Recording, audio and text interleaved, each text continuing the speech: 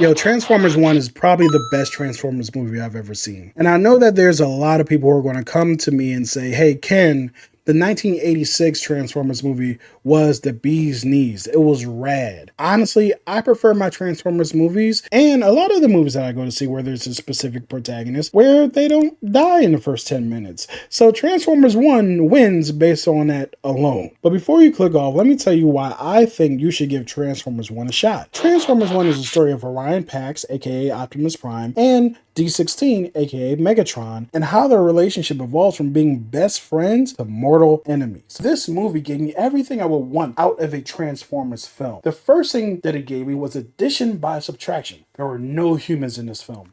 Thank God. Optimus! All right, that's it! Whoa, whoa!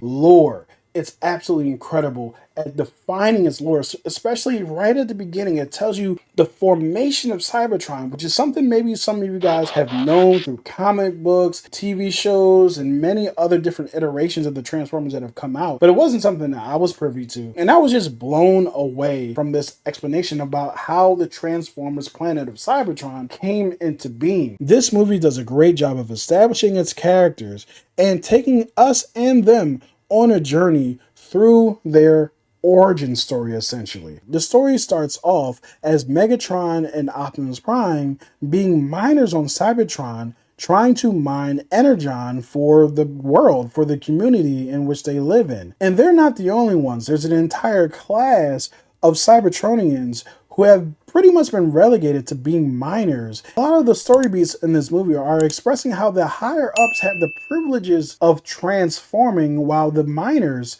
have not been given the privilege to enjoy what being a full Cybertronian is. They're essentially 3/5 of a Transformer. This story is propelled by Orion Pax, aka Optimus Prime, wanting to be more than just a miner for the rest of his life. D16, aka Megatron, is just content and thankful for the life that he has. But they end up going on an adventure and eventually meet Bumblebee. And during this adventure that they go on, they meet an elder Transformer who gives them the ability to transform. Once they learn how to transform, their lives transform. They end up discovering a secret about Cybertron that will blow up the entire status quo. The secret that they uncover is so Cybertron shattering, I wouldn't say earth shattering because they're not on Earth, that they feel the need to go back to their city to try to tell everyone the secret that they've discovered. They've been oppressed, they've been lied to. Megatron specifically becomes cynical. He becomes angered by this oppression that they've been experiencing as these miners, and he becomes who we know him to be. And I found that that was the most interesting part of this film. I was in a situation I've never been in before while watching a Transformers show or movie where I was kind of rooting for Megatron. I was on Megatron's side. Even though he's supposedly supposed to be the bad guy, we actually get a really good telling of his viewpoint of why he would take the pretty rugged approach that he ended up taking. I get why Optimus Prime was more on the peaceful side of things or trying to resolve things in a peaceful manner, even though he wasn't afraid to deal with it. He just wasn't willing to go as far as Megatron. I get it, but when I'm looking at Megatron, I don't see a villain. I see kind of a Black Panther and Killmonger kind of situation, where you see how Black Panther is right in some ways, and you also see how Killmonger is right in other ways. And I really found that that character development, specifically for Megatron, was the real selling point of this film. That sounds all really serious, but this movie is funny as hell. There's a whole lot of laughs. The animation is incredible. Brian Tyree Henry, who voices Megatron, is excellent. He's also excellent as Miles' dad in the Into the Spider-Verse movies. He's just proving to me that he should be someone who just should take on more and more voice roles because he's so